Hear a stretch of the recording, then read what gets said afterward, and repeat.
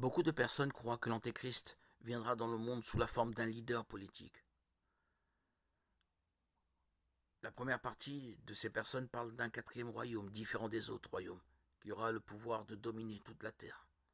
Cela pourrait être interprété comme un gouvernement mondial très puissant, dirigé par l'Antéchrist. Un homme qui se démarquerait des autres par son charisme, sa compétence politique et sa capacité de persuasion. La deuxième catégorie de personnes parle de dévorer toute la Terre. Cette image pourrait symboliser la domination du leader sur plusieurs nations et gouvernements, probablement obtenus par des conquêtes militaires, des manœuvres politiques ou d'autres formes de répression. Une autre catégorie de personnes pense que l'Antéchrist parlera contre le Très-Haut. Cela peut être interprété comme une tentative de ce leader de détourner l'adoration et la loyauté des gens envers Dieu pour lui-même et son gouvernement. Enfin, la dernière partie de personnes considère que l'oppression des saints de Dieu et la tentative de changer les temps et la loi serait une continuation de ce que veut faire l'Antéchrist sur ceux qui ne se plieront pas à la direction de l'Antéchrist en s'alignant sur ses valeurs et principes. Ils seront alors persécutés et tués. Et avec le temps, tout comme dans la première théorie, plusieurs hommes politiques mondialement connus ont été désignés comme des antéchrists potentiels tels que Néron, Napoléon, John Kennedy, Mikhail Gorbatchev, Ronald Reagan et plus récemment les noms de Barack Obama, Donald Trump, Joe Biden, Vladimir Poutine et le roi Charles II ont émergé. Si nous examinons les Écritures, nous verrons que l'Antéchrist aura toutes les caractéristiques mentionnées par cette théorie. Cependant, il n'y a aucune ligne dans la Bible qui affirme ou garantit que l'Antéchrist sera un leader politique utilisant son influence pour dominer le monde.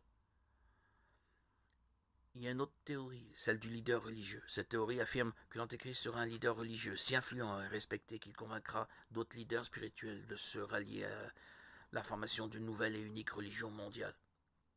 Et pour gagner la confiance de tous, il utilisera des miracles et d'autres signes. Selon la théorie, cet homme serait présenté au monde comme étant si spiritualisé qu'il pourrait sembler avoir été envoyé par Dieu lui-même.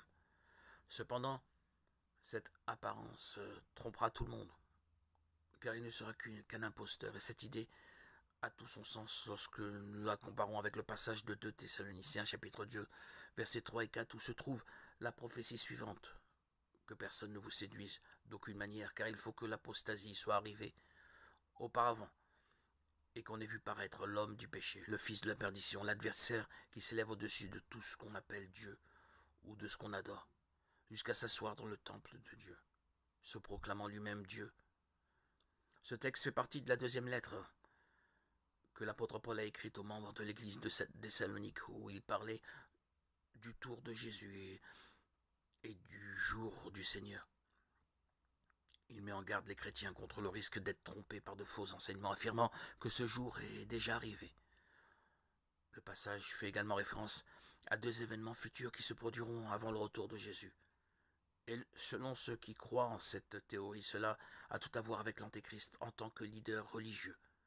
Selon ce texte de l'apôtre Paul, le premier événement sera l'apostasie, qui est un éloignement ou un abandon de la foi en Christ. L'apôtre Paul a prédit qu'il y aurait une grande révolte ou un rejet de la vérité avant la fin des temps.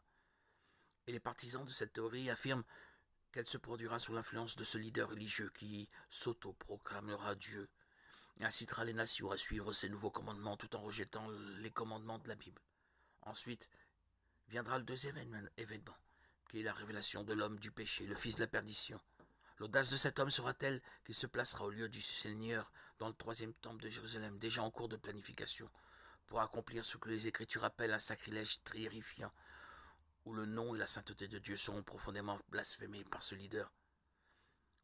Selon ce chapitre de l'Apocalypse, la première bête serait un leader politique et religieux qui recevrait une blessure mortelle et serait guéri, amenant les gens à l'adorer. La deuxième bête serait un faux prophète qui ferait des signes et des prodiges au nom de la première bête et ordonnerait la création d'une image à son effigie à vénérer. Ces théoriciens croient que la première bête serait un pape.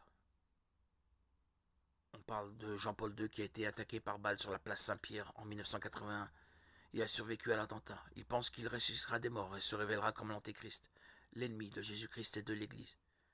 Ils associent également la deuxième bête à un futur pape potentiel qui serait le faux prophète trompant les fidèles avec de faux miracles, les amenant à adorer l'image de ce pape.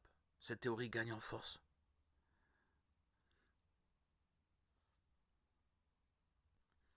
Cependant, cette théorie sur le pape ne tient pas, car la Bible nous assure dans Hébreux chapitre 9 que les hommes sont destinés à mourir une seule fois, puis vient le jugement. Et l'ancien leader de l'Église catholique, qui est considéré comme un saint, ne pourrait pas être l'Antéchrist, car le Seigneur ne permet pas à une personne de revenir à la vie, à moins que cela ne soit selon sa volonté, comme cela s'est passé avec Lazare et Jésus lui-même.